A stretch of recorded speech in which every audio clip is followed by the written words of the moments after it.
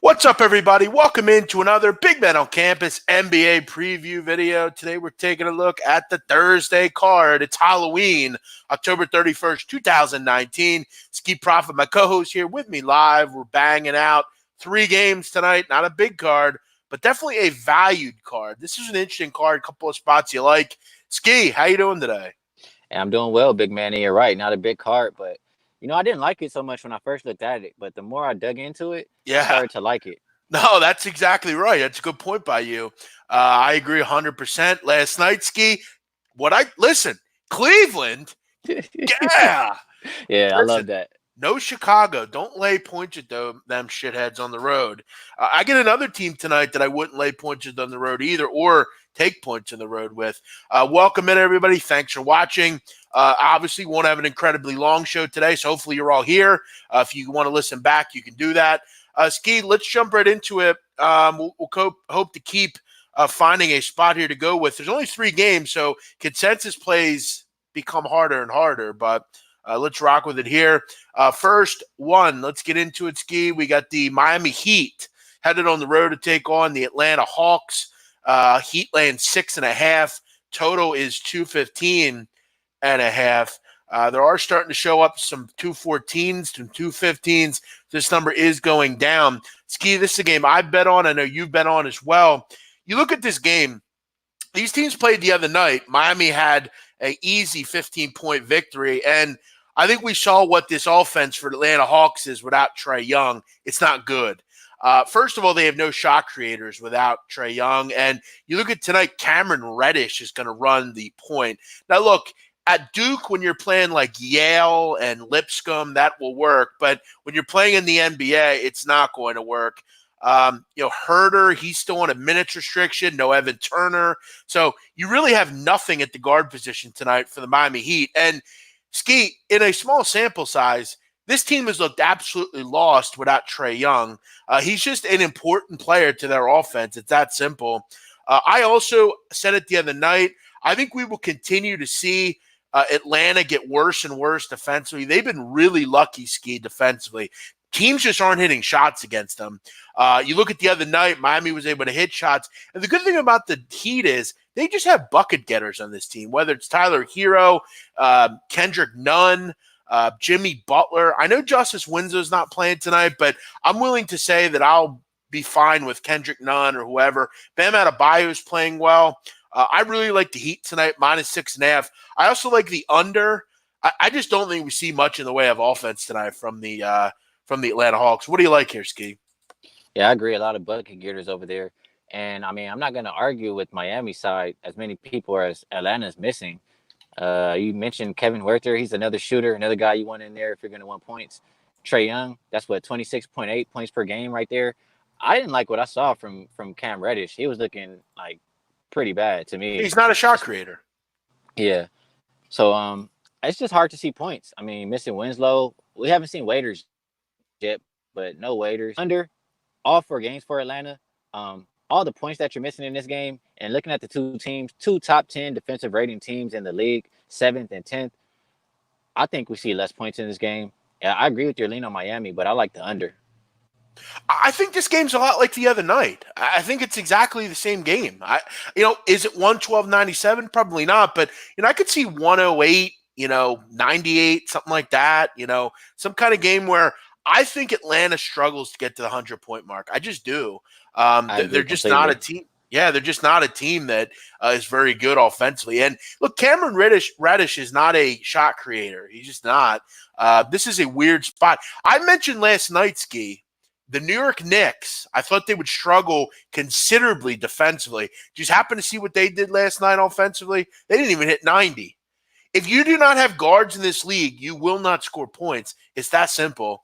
I think the Heat run away in this game. We have a comment here. Are you worried about a back-to-back? It's not a back-to-back situation. Neither of these teams played last night. I'm not sure what you mean there by that. Maybe you're just confused. There is no back-to-back situation here.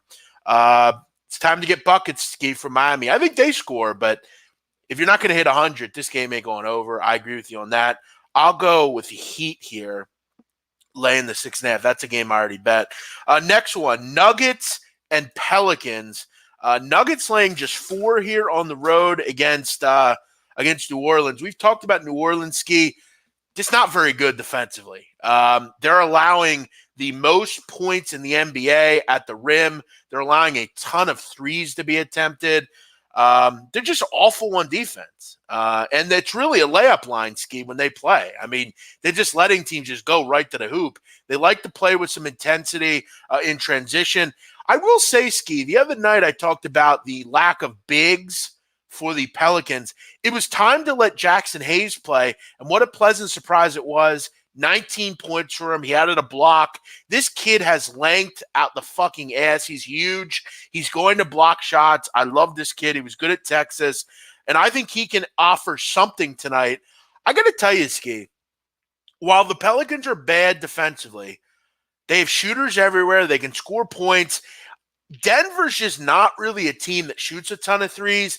I don't know how easy it will be for them to get to the lane. I got to tell you, this line doesn't make sense to me. I don't know why the Nuggets are, first of all, only a 4-point favorite here.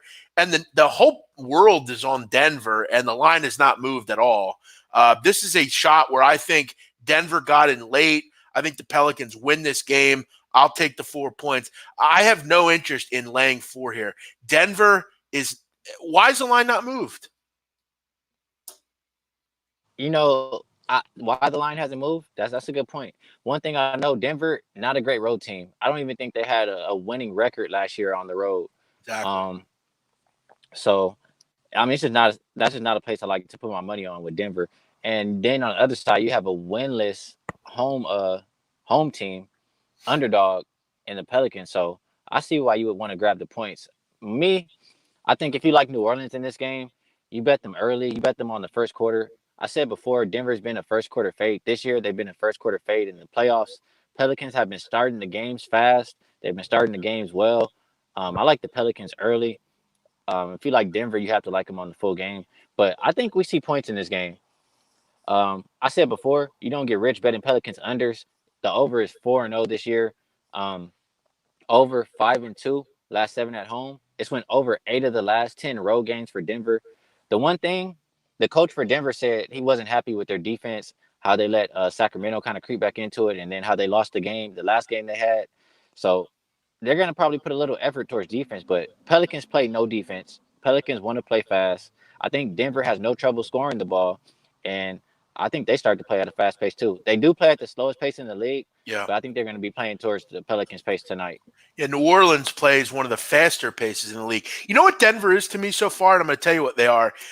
They have, in the NBA, they're in the bottom 10 at shots at the rim. That's not good. Basically what Denver is, they're a jump shooting team. That's what they are. They're not shooting threes. They're just mid-range jump shotting the whole fucking game. That's all they do. They have to get to the rim better. They have to be better there. They're just not really equipped to really, I think, exploit a lot of what the Pelicans are going to do. Pelicans have guys that can score, man. And you know one other thing I like about the Pelicans here? Denver beats a lot of teams up because they rebound the ball well. This New Orleans team, with the lack of size they have, they've been a terrific rebounding team. What that tells me, Skee, is they have really good guards that are rebounding. You look at Lonzo Ball, Kenrich Williams, really up and down this roster, they can rebound the basketball. I love a good guard that can rebound. That's really important. And they've been able to stay in games because the rebounding margins are not so high. This is a sucker bet if you take the Nuggets, in my opinion. I would take the Pelicans if I'm betting this one. And you lead right into something else that I like here. I'm looking at player props, and we're not going to have, or last I saw, Derek Favors was doubtful. Do you know if he's completely out? He's doubtful. He's out, I think. Okay, yeah. Doubtful. Okay, so we're not going to have him. We're not going to have Zion. Pelicans are undersized here. We've seen Ingram move up to the 4th position already. They're only asking Ingram to get 7.5 rebounds. He averages 9.5 this year. Yeah. I mean, he's going to be playing that 4 spot. Somebody has to get the rebounds for the Pelicans. I mean, Lonzo's a great rebounder too, but at that 4 spot, he's had 15 rebounds the last game, 10 rebounds before that, 8 rebounds before that. I don't see him having a problem getting 8 rebounds here with all the extra minutes he gets at the 4 spot. I like Ingram over the 7.5 rebounds. Yeah, at the end of the day, you're just going to have attempts to rebound the basketball. With as much jump shots as the Denver Nuggets throw up there, they're a good rebounding team, but again, someone's going to have to rebound for them. And as you said, you've done some great research on Ingram. Look, I listen. I'm telling you, this Jackson Hayes kid is a really good player. He's a good defensive player too. I think he's going to add a nice little wrinkle to what they do. If I had to play this, I'm taking New Orleans +4. It could be an interesting spot for as well with Denver. I know they were out on the West Coast. When did they get in? It's definitely an interesting spot traveling here. All right, one more game. We get the San Antonio Spurs and the LA Clippers. I'm going to make this clear. This game isn't until 10:30 tonight, 7:30 West Coast. I might be involved late on this game. I'm not a big fan of betting early in the NBA, but we'll see. You get the Clippers as a 4.5-point favorite, total 228.5. First of all, people will explain that the Clippers are on a back-to-back. I've talked ad nauseum about back-to-backs early in the season. I don't think they mean much. You also look at the fact Skee that last night the Clippers, Kawhi Leonard didn't play, so he'll be fresh. Lou Williams only played 27 minutes. He'll be fresh. A couple other guys as well played very limited. A couple guys were in foul trouble as well. I also hate the Spurs on the road. Look, they're a great team down at the AT&T Center, but they're a different team away from home. And I have some real question marks. You look at Skee this year, and this is some great work done by a guy at the Action Network. I didn't get his name, but he was talking about how frequent the Spurs play in transition. I think they play the most in transition in the NBA. They love to get out with DeJounte Murray. The problem against the Clippers is the Clippers are so good offensively that they don't really allow a ton of transition. You know what I'm saying? It's kind of a lot of, take the ball out. Yeah, it's a lot of taking the ball out, creating in the half court. I don't love the Spurs in the half court. I just don't. I think the Clippers bounce back here. They got their guy in Kawhi back. We know how much of a difference he makes. And again, we've talked about it. Spurs on the road, I'm just not very interested in. I think the Spurs get crushed here. Clippers will met double digits. I might be on this one late. And yeah, big man, just to back up a couple of things you said, second of back-to-back for Clippers, but yeah, Kawhi didn't play. Clippers didn't even really seem to care. They're more focused on this game here. They're saving all their energy and everything for this game here. Spurs, the one thing I'll say for them, they haven't played since Monday. But I agree with you completely. I talk about this all the time. Spurs are not good on the road. I don't like to back teams that are not good. Like certain teams are not good on the road. Certain teams better at home. I just stick to that. 9 times out of 10, I won't play them if they're in that scenario. They're 3-0 this year, but they're 0-3 against the spread. And look at the teams they played. They played Washington, New York, Portland. I'm not sold on the Spurs. They haven't even played a road game. Clippers have been dominant at home, 2-0 at home. I think they take care of business here again tonight too. I like the Clippers. Yeah, I mean, sometimes when you basically back teams that rely too much on things, eventually they get hit in the fucking face. It's that simple. Here's why I don't like the Spurs. Again, you look at really just kind of depending on transition. Skee, do you know who leads the league in fast break efficiency? Oh, let me know. The Spurs.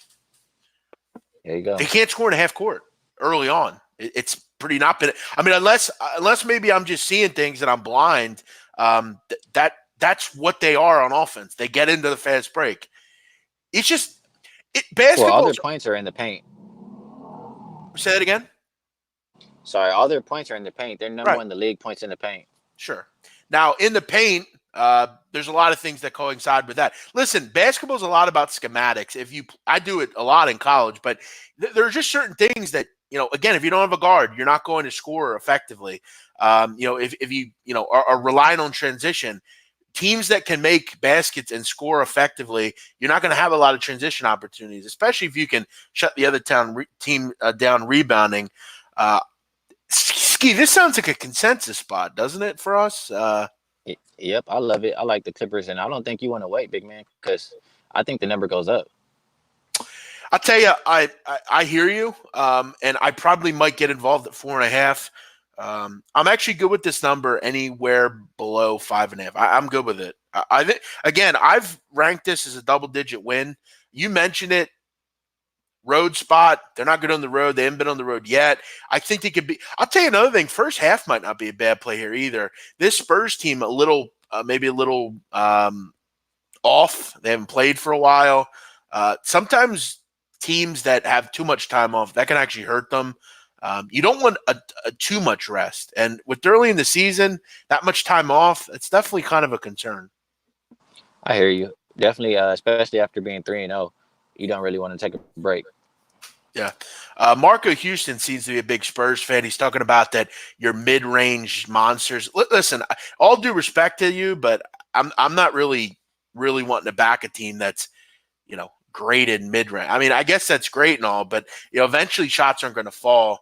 I want a team that's effective every single way, fast break, mid-range, three-point shots, all that kind of stuff. Again, I get you're a fan. I mean, that's fine. But I don't bet as a fan. I bet as a sports bettor. Skee, consensus, let's go with the Clippers, -4.5 against the San Antonio Spurs. What do you think about that? Seems good, right? Yep, I love it. And I just wanted to ask you a quick question.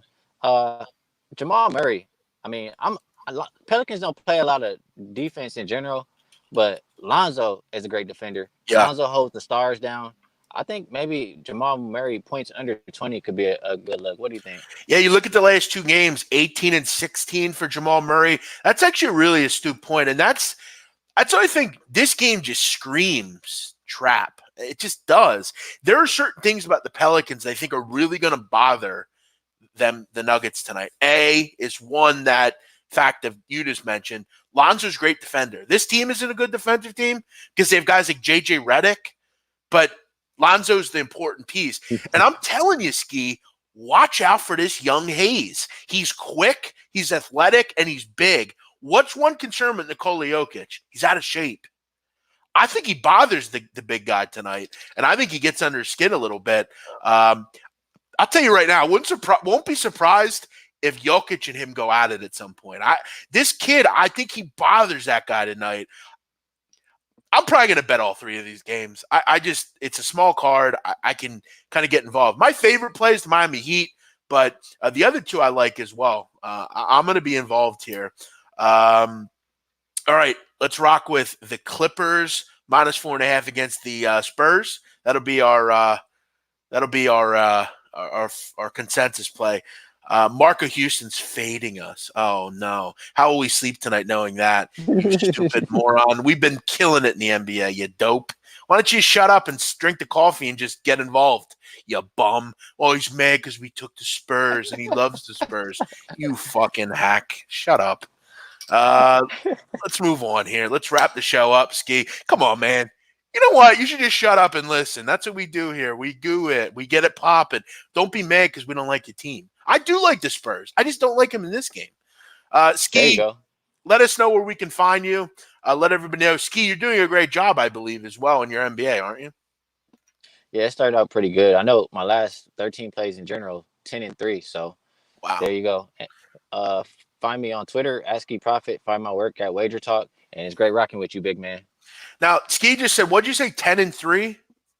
Yeah, 10-3. Okay. I'm 9-2 start the season. So we're 19-5, and this dopey idiot wants to fade us. Yikes. That's like a hot broad coming up to you, and you say, no, I'm good. I'm not interested tonight. You idiot. All right, let's move on, Skee. Skee looks like he's still at work. Skee, thanks for coming on in the car. We appreciate it. Know you're busy. Is your electric back on yet? No, it's not, man. But, I'm going out of town this weekend anyway, so fuck it. Good. Glad to hear it. Hey, Skee, before we go, any thoughts on the NFL game tonight? I didn't get too much into it. I don't really have a play. I kind of San Fran. I don't see much resistance. They should roll, right? I agree. Yeah, I think Arizona has a lot of problems tonight. We talked about no point guard, no guards. How does Kyler Murray move the football here? This is the toughest defense he's going to see. We know he's undersized as it is. I think that Kyle Shanahan offense is just going to destroy the Cardinals. By the way, Skee, good little nugget for you here if you like props. George Kittle might be worth a look tonight. The Arizona Cardinals are the worst team in the NFL against tight ends. George Kittle might have a big night. We're out of here. About this, big man. Yeah. What's up?